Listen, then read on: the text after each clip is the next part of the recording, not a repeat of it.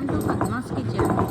ఈరోజు పరోటా ఫ్రై చూపిస్తాను. అంటే చికెన్లోనే అవేవో పరోటా అని దొరుకుతాయి, అవి ఫ్రై చేస్తారు. అవి ఈరోజు చేస్తున్నాను, అందుకే చూపిస్తున్నా. ఇవి తెచ్చిన తర్వాత అంతా తీసేసి ఏదో పొట్టులాగా ఉంటుంది పైన, అంతా క్లీన్ చేసి కడగాలి. బాగా కడిగి ఆయిల్ వేసి వేయించాలి. కొంచెంసేపు కలబెడితే కొంచెం నీళ్ళు ఉడతాయి.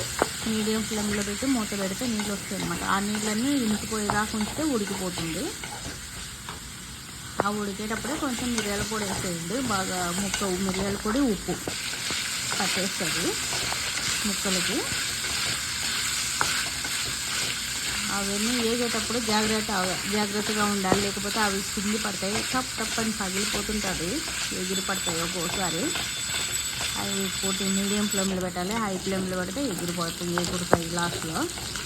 నీళ్ళన్నీ ఇంకిపోయి నూనె వచ్చేసింది. ఈ టైంలో అది తీసేయాలి పక్కకి.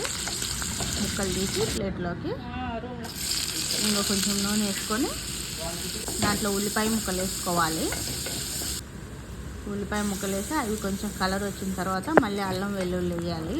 అది కూడా కొంచెం స్మెల్ వెళ్ళిపోయిన తర్వాత ఒక చిన్న గ్లాసు, ఒక కప్పు నిండా అనమాట నీళ్ళు పోసాను. నీళ్ళు పోసి పసుపు, ఉప్పు, కారము అవి వేసుకోవాలి. అవి వేసి కొంచెం అట్లా కలపెట్టి నేను నల్ల ఉప్పు కూడా వేసాను. కొంచెం కలబెట్టిన తర్వాత ఆ ముక్కలు వేసేయాలి.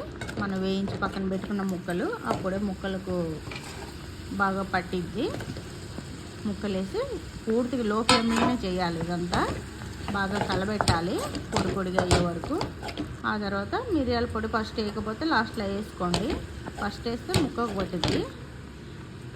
మిరియాల పొడి, ధనియాల పొడి చల్లి కొంచెం వేయించి పుదీనా చల్లని లాస్ట్లో. మీరు కొత్తిమీర అయినా వేసుకోవచ్చు, ఏదైనా వేసుకోవచ్చు, బాగుంటుంది.